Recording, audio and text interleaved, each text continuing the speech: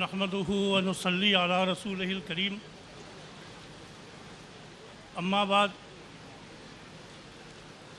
اعوذ باللہ من الشیطان الرجیم بسم اللہ الرحمن الرحیم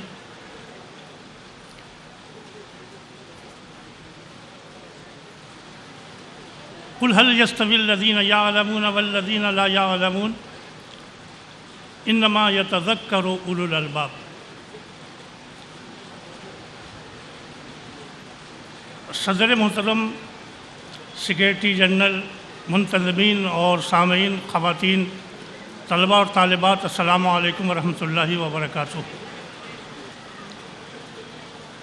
میں نے عرض کیا تھا کہ صبح کی نشست میں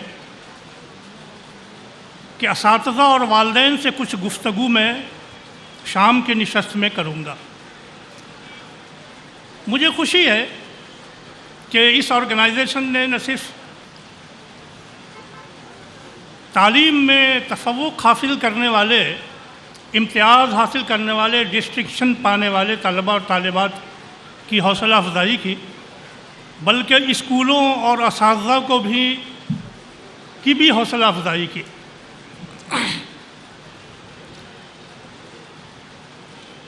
محنت و مقابلے کی دنیا میں صرف انفارمیشن سے کام نہیں چلتا۔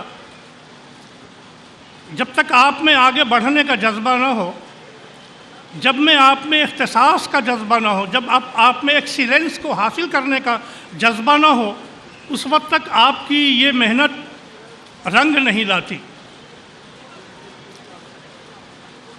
عزیزان گرامی، جب آپ کوئی ادارہ قائم کرتے ہیں یا جب آپ تعلیمی میدان میں آتے ہیں تو آپ قوم کی رہنمائی کا کام کرتے ہیں۔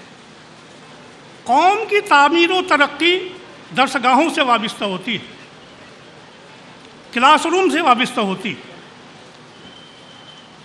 بلکہ ایجوکیشن میں ایک محاورہ مشہور ہے، "The destiny of the nation is shaped in classroom"۔ قوم کی تقدیر بدلتی ہے، بنتی ہے، سنورتی ہے کلاس روم میں۔ تو آپ نے ٹیچرز کو اور آپ نے آرگنائزیشن کو، اسکولوں کو ایوارڈ دے کر کے یہ پیغام دیا کہ ہم اپنی قوم کو اس راہ پہ لے چلنا چاہتے ہیں جو تعمیر و ترقی کی راہ ہے۔ ہندوستان کو میزائل ٹیکنالوجی دینے والے president of India APJ Abdul Kalam بہت خوبصورت جملہ فرمایا کرتے تھے۔ وہ کہتے تھے کہ خواب وہ نہیں جو آپ سوتے میں دیکھتے ہیں، خواب وہ نہیں جو آپ سوتے میں دیکھتے ہیں، خواب وہ ہے جو آپ کو سونے نہیں دیتے۔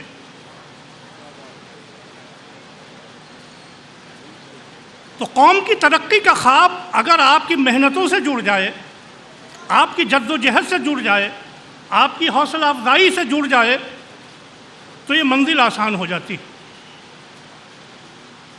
ایک دوسرے بہت بڑے ہندوستان کے نامور استاد، معلم اور پریزیڈنٹ آف انڈیا ڈاکٹر ذاکر حسین فرمایا کرتے تھے، کسی طالب علم سے جب پوری دنیا مایوس ہو جاتی ہے تو دو شخصیتیں ہیں جو مایوس نہیں ہوتی، دو ذات ایسی ہے جو اسٹوڈنٹ سے مایوس نہیں ہوتی، ایک ذات اس کی ماں ہے اور دوسری ذات اس کا استاد۔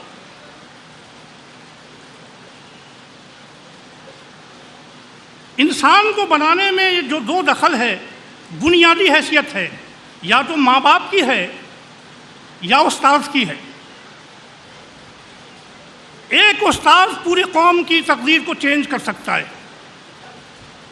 ایک استاد۔ رسول اللہ صلی اللہ علیہ وسلم کی حیثیت پیغمبر کے ساتھ معلم کی تھی۔ آپ نے فرمایا تھا "بعثت معلما"۔ اس ایک معلم نے جن پر اللہ کی بے شمار رحمتیں ہوں، کل 23 سال کی مدت میں لاکھوں لوگوں کو تعلیم یافتہ بنا دیا۔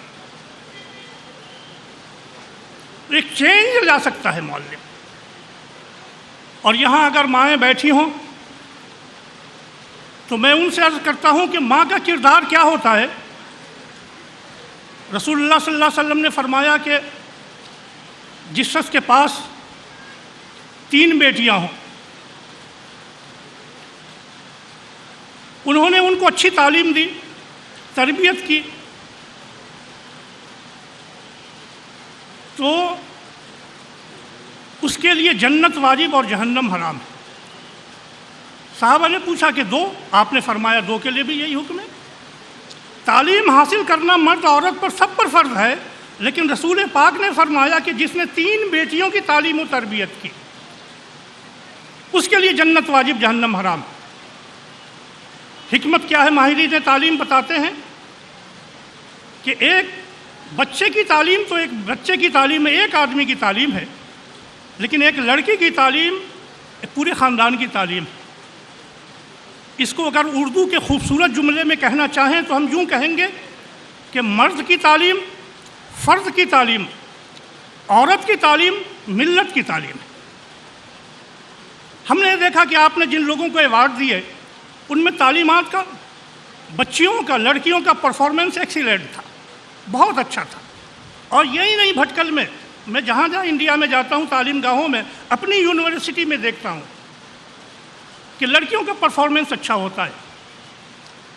عزیزان گرامی، تعلیم کے 3 کمپوننٹ ہوتے ہیں: اسکول، طالب علم، اسکول کے ماسٹر، طالب علم، اور پھر والدین۔ ہماری مسلم سوسائٹی میں ایک زمانے سے یہ لیکنگ ہو رہی ہے کہ ہم نے اپنے بچوں کو اسکول اور کالج کے حوالہ کرنے کے ساتھ اپنی ذمہ داریوں سے غفلت اختیار کر دی۔ جو نتیجہ ہم کو تعلیم کا حاصل کرنا چاہیے وہ صرف اسکول اور کالج سے حاصل نہیں ہوتا، اس میں والدین کا برابر رول ضروری ہے۔ میں آپ کو 2 مثالیں دوں گا، ان 2 مثالوں سے آپ کی بات سمجھ میں آ جائے گی۔ امام مالک کے استاذ تھے ربیعہ، ان کے والد تھے عبد الرحمن۔ شادی کے بعد وہ آذربائیجان چلے گئے 28 سال کے لیے اور بیوی کو حاملہ چھوڑ گئے۔ جب وہ لوٹ کر کے آئے تو 30,000 اشرفی انہوں نے اپنی بیوی کو دی تھی۔ 28 سال کا عرصہ گزر گیا۔ صبح فجر کی نماز میں گئے تو نماز کے بعد دیکھا ایک شخص محدث بیٹھا ہوا ہے اور اللہ کے رسول کی حدیثیں بیان کر رہا ہے۔ بہت شوق ہوا، بیوی سے آ کے کہا کہ میں نے ایک شخص دیکھا ایسا نوجوان، ان کا وہی آپ کا بیٹا ہے۔ انہوں نے کہا کہ پھر جو 30,000 اشرفیاں میں نے تم کو دی تھیں اور تم نے ضائع نہیں کیا، اس سے بہت کچھ دے دیا جو تم دے سکتی تھی۔ ایک ماں اگر چاہے تو اپنے بچوں کو تعلیم و تربیت کر کے معاشرے کے اندر ایک نمایاں مقام دے سکتی ہے۔ جب ٹیچر مایوس ہو جاتا ہے تو ماں کا کیریکٹر سامنے آتا ہے۔ یہ بتاؤ میرے عزیزوں، یہ جو بلب تمہارے سامنے روشن ہے، جس سے یہ تمہاری رات منور بنی ہوئی ہے، یہ کس کی ایجاد ہے؟ تھامس ایڈیسن کی ایجاد ہے نا۔ یہ تھامس کون تھا؟ ماں نے اسکول بھیجا، ایک مرتبہ ٹیچر نے ایک پرچی ہاتھ میں تھما دیا کہ جا اپنی ماں کو دے دینا۔ ماں نے وہ پرچی دیکھی، ٹیچر کا نوٹ دیکھا، رونے لگی۔ تھامس نے پوچھا کہ کیا ہے اس میں؟ اس نے اپنے آنسو پوچھے اور کہا کہ بیٹے، تمہارے ٹیچر نے لکھا ہے کہ تمہارا بیٹا بہت جینیس ہے، ہمارے اسکول میں کوئی ٹیچر ایسا نہیں ہے جو اس کو پڑھا سکے، لہذا تم اس کو اپنے گھر پہ پڑھاؤ۔ اسکول سے نکال دیا۔ ماں نے پڑھایا اور وہ جینیس جس نے بلب کے ساتھ ساتھ نہ جانے کتنی ایجادات کی، ماں کا انتقال ہوا تو اس کی وراثت میں جو چیزیں ملی اس میں وہ ایک پرچی ملی جو اس کو استاد نے بچپن میں لکھا تھا۔ اس میں لکھا ہوا تھا کہ تمہارا بیٹا مینٹلی، ذہنی طور پر صحیح نہیں ہے، اس کو اسکول سے لے جاؤ، اپنے پاس رکھو۔ تھامس نے لکھا ہے اپنی ڈائری میں، پہلی مرتبہ یہ احساس ہوا مجھے کہ جینیس میں نہیں، میری ماں تھی، کہ جب اسکول نے مجھے نکالا، جب ٹیچر نے میری صلاحیت کو نہیں پہچانا تو ماں نے پڑھا کر کے مجھے اس مقام پر بھیجا جس کی روشنی میں آج پوری دنیا چل رہی ہے۔ سوسائٹی میں ہے کیا والدین کا مقام؟ ایک شخص فاصلے سے گڈھا کھود رہا تھا،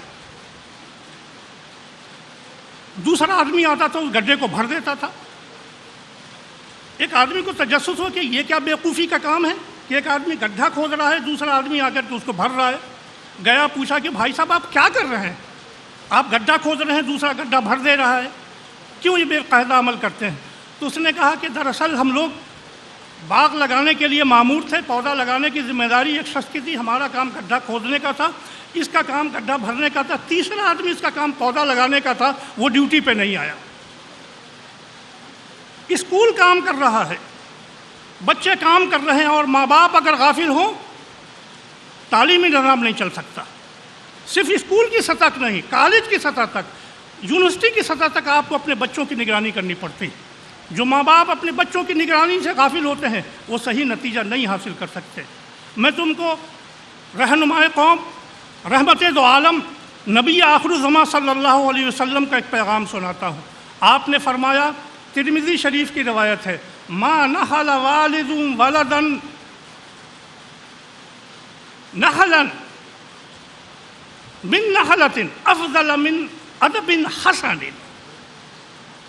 کوئی باپ اپنی اولاد کو بہترین تعلیم و تربیت سے زیادہ کوئی تحفہ نہیں دے سکتا۔ ہر باپ اپنی وراثت اولاد تک منتقل کرتا ہے، ہر ماں اپنی وراثت اپنی اولاد تک منتقل کرتی ہے۔ مرنے کے بعد ساری جائیداد اس کی ہے، زندگی میں ساری خوشیاں اور راحت اس کی ہے۔ اولاد اگر بیمار ہو جائے تو ساری تکلیفیں اٹھا کر کے وہ اس کے لیے، وہ اگر کہیں پھنس جائے تو سارے تن من دھن سے بازی لگا دیتی ہے۔ لیکن اللہ کے رسول فرماتے ہیں یہ سب ہیچ ہیں، اگر تم اپنے بچے کے صحیح خیر خواہ ہو تو اچھی تعلیم دے دو۔ اور میرے عزیزوں، میں تم سے ایک بات کہتا ہوں، ذرا توجہ سے اس بات کو سن لو۔ ارسطو نے لکھا ہے، تمہارے زمانے میں جو تعلیم دی جا رہی ہے، جو تم کو تعلیم دی گئی، وہ تمہارے زمانے کی ضرورت ہے۔ اپنے بچوں کو وہ تعلیم دینا جو اس کے زمانے کی ضرورت ہے۔ ہمارے زمانے میں تعلیم کے مناہج بدل گئے۔ اب جو تعلیم کا معیار ہے، جس کی فی زمانہ ضرورت ہے، وہ ہمارے بڑوں کی ضرورت نہیں تھی، ان کی ضرورت کچھ اور تھی، ہماری ضرورت کچھ اور ہے۔ تو یاد رکھنا، صبح بھی میں نے عرض کیا تھا کہ قرآن و سنت یہ دائمی علم ہے، اس سے سینے اور قلوب منور ہوتے ہیں، لیکن جو ہمارے زمانے میں جینے کی، عزت کے ساتھ زندہ رہنے کی، دوسری قوموں سے مقابلہ کرنے کی ضرورت ہے، وہ یہ عصری علوم ہیں، ان کا حاصل کرنا ضروری ہے۔ ہمارے آنے والی نسلیں، ان کے تقاضے کچھ اور ہوں گے، ہم ان کو مجبور نہیں کریں گے کہ آج کے زمانے کے مطابق تعلیم حاصل کرو۔ تمہارے زمانے میں لینڈ لائن ٹیلی فون ہوا کرتے تھے، اس کے بعد چھوٹا سا موبائل ہوتا تھا، اور اب آ گیا تمہارے پاس اسمارٹ فون۔ زمانہ ترقی کر رہا ہے، لہذا ضرورت اس بات کی ہے کہ ماں باپ سترک ہوں، ماں باپ حساس ہوں، ماں باپ ہوشیار ہوں اپنے بچوں کی تعلیم کے سلسلے میں۔ اگر وہ اپنے بچوں کی تکلیف کے سلسلے میں رات بھر جاگ سکتی ہیں مائیں، تو بچوں کی تعلیم کے سلسلے میں بھی ان کو جاگنا چاہیے، بچوں کے کردار کے سلسلے میں بھی ان کو جاگنا چاہیے۔ اور آخری بات جس پر اپنی بات ختم کرتا ہوں وہ یہ ہے کہ یہ تعلیم گاہیں انسان کو انسان بناتی ہیں، صرف ڈگریاں نہیں بناتی۔ اگر یہ اولاد تمہاری تعلیم یافتہ بن گئی، ڈگری حاصل کر گئی، لیکن انسان نہ بن سکی، تو یہ تعلیم کا فیضان نہیں ہوگا، تعلیم کا نقصان ہوگا، اس میں والدین کی برابر ذمہ داری ہوگی۔ قیامت کے دن جب سوال کیا جائے گا تو یہ کیا جائے گا، اللہ تبارک و تعالیٰ آپ سے یہ بھی سوال کرے گا کہ جو نعمتیں تم کو اولاد کی شکل میں، مال کی شکل میں دی تھیں، کیا ان کا تم نے کتنا خیال کیا؟ ثم لتسألن یومئذ عن النعیم۔ اللہ تبارک و تعالیٰ کہتا ہے کہ وہ اللہ ہے، جعل لکم من انفسکم ازواجا وجعل لکم من ازواجکم بنین وحفظا۔ یہ اللہ کے انعامات ہیں کہ یہ اولاد تم کو دی، لیکن قیامت کے دن اس کا جواب تم کو دینا ہوگا کہ اس اولاد کو تم نے ضائع کر دیا تھا، یہ تعلیم و تربیت دے کر کے تم نے ان کو دنیا آخرت کے لیے کامیاب بنایا تھا۔ آج کا یہ پیغام، آج کی یہ مجلس اور آج کا یہ جلسہ اس پیغام پر ختم ہونا چاہیے کہ اپنے بچوں کے دین کی تربیت کریں گے، تعلیم وہ دیں گے جو ان کے زمانے کے لیے ضرورت ہو، اور قیامت کے دن ہمارے لیے یہ ذریعہ اجر و آخرت بنیں گے ہمارے بچے انشاءاللہ۔ والسلام علیکم ورحمۃ اللہ وبرکاتہ۔